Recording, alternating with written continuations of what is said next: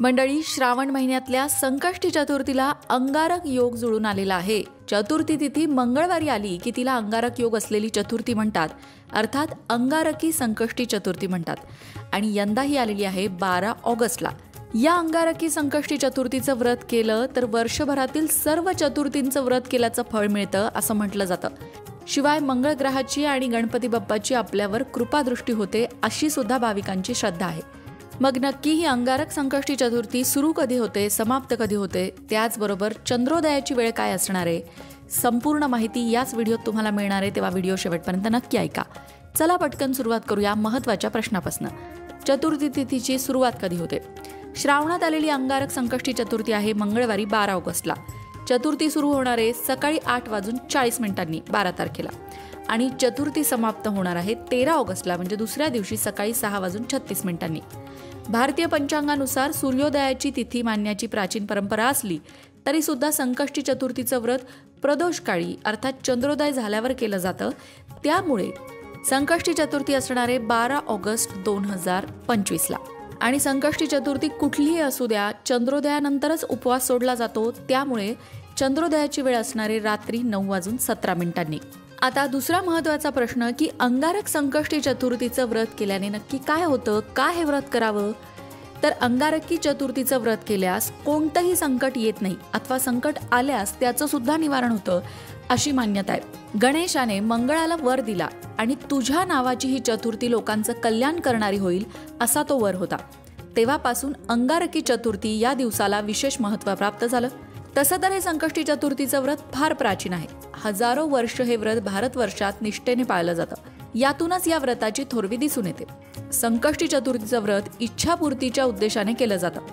मनोभावे हे व्रत केलं असता गणरायाची कृपादृष्टी लाभून इच्छापूर्ती होते असा भाविकांचा अनुभव आहे।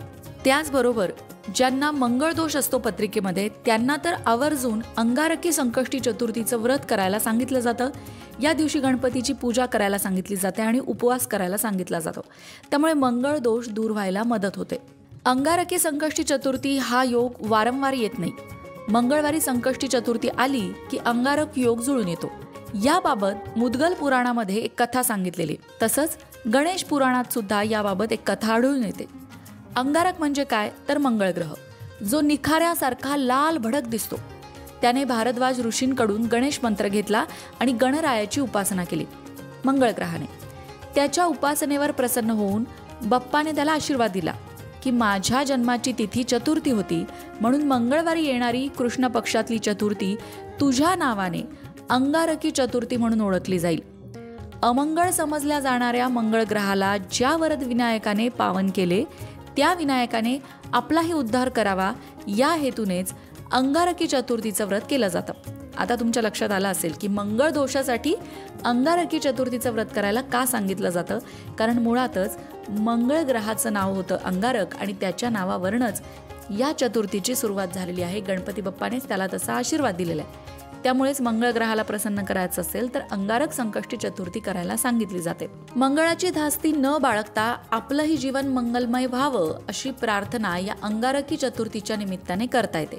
आता तिसरा प्रश्न की अंगारकी संकष्टी चतुर्थीला नक्की काय करायला हवं आणि काय करू नये? तर संकष्टी चतुर्थीला चंद्रोदय अर्थात चंद्रदर्शन महत्त्वाचं मानलं जातं। चंद्रदर्शन घेतल्याशिवाय उपवास सोडू नये असं म्हटलं जातं। संकष्टीच्या दिवशी आपण बाप्पाला जास्वंदाचं फूल आणि दुर्वांची जुडी अवश्य अर्पण करावी। अनेकदा मनात असूनही अंगारकी संकष्टी चतुर्थीला गणपती पूजन करणं शक्य होत नाही। असं असलं तरी गणरायाला एक दुर्वा अवश्य अर्पण करावी। मनोभावे गणपती बाप्पाचं स्मरण, नामस्मरण, स्तोत्रपठण करावं। एवढं जरी केलं तरी सुद्धा पूर्ण पूजेचं पुण्य प्राप्त होतं अशी मान्यता आहे। तसंच गणपती बाप्पाचं अथर्वशीर्ष 21 वेळा म्हणावं। 21 आवर्तनं गणपती अथर्वशीर्षाची करावी। आवर्तन करणं शक्य नसेल तर एकदा तरी म्हणावं। गणपती अथर्वशीर्ष येत नसल्यास कमीत कमी ऐकावं। त्याचबरोबर ओम गण गणपतये नमः या मंत्राचा 108 वेळा जप करावा।